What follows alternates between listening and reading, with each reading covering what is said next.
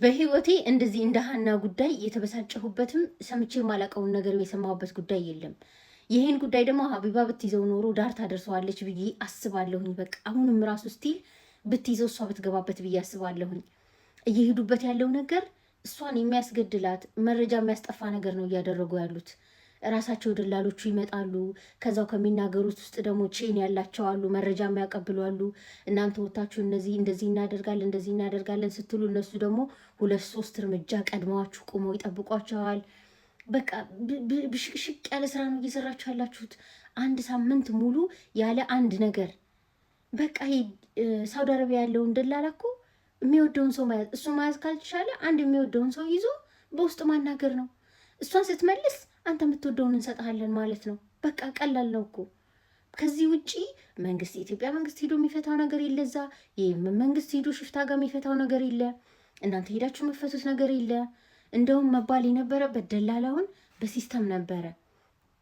አንተ መንገዱን ለሚመሩ ሰዎች ስለሆነ የሰጠሃቸው፣ መንገዱን የሚመሩ ሰዎች ምናልባት ሌላ ሽፍታ ወስዶባት ወይ ደግሞ ሞተች ብለው አስበው ትተዋት ሄደው ሌላ ሰው ወስዷት ሊሆን ይችላል። አፋልገን ተብሎ ነበር የሚያዘው። እንደዚህ በአደባባይ መሆን ካለበት አፋልገን እባክህን፣ እንደ ወንጀለኛ ሳይሆን እንደ ችግር እንደ መፍትሄ ፈላጊ አድርጎ ሰውየውን መቁጠር፣ የባለቤትነት ስሜት እንዲሰማው በዛ መንገድ እጁን ከዛ ውስጥ እንደሚያወጣ ስለሚያስበው ስራው እንደማይበላሽበት ሲያስብ በሙሉ ልቡ ካስቀመጠባት አውጥቶ ይሰጣል። ሌባን እኮ ሌባ ነው ካላችሁት ደጋግሞ ነው የሚሰርቃችሁ። ታማኝ ነህ ካላችሁት ደግሞ የሰጣችሁትን ዕቃ ይመልስላችኋል። ማይንድ ጌም እኮ ነው።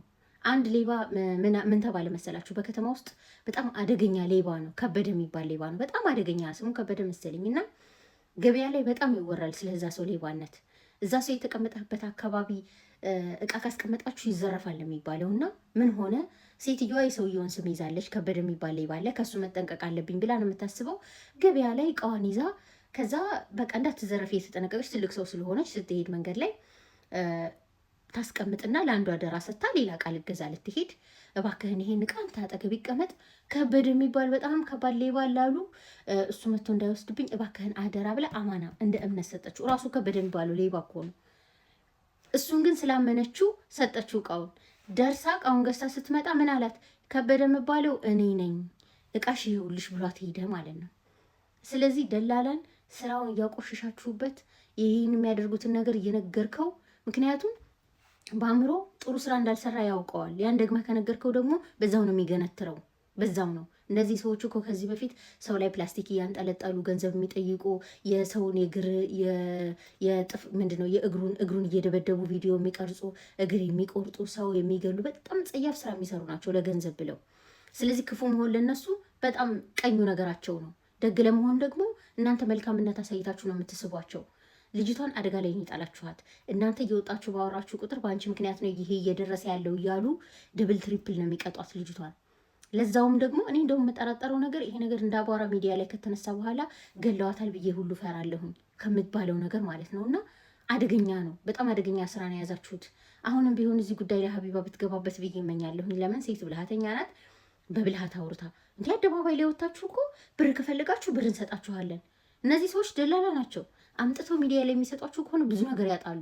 ስማቸውን ያጣሉ፣ ፎቶቸው ተለጥፏል፣ ስራቸውን ያጣሉ። ይሄን ካሰቡ ደግሞ ቀላሉ መንገድ እሷን ገለን መረጃ ማጥፋት ነው ብለው ነው የሚያስቡት።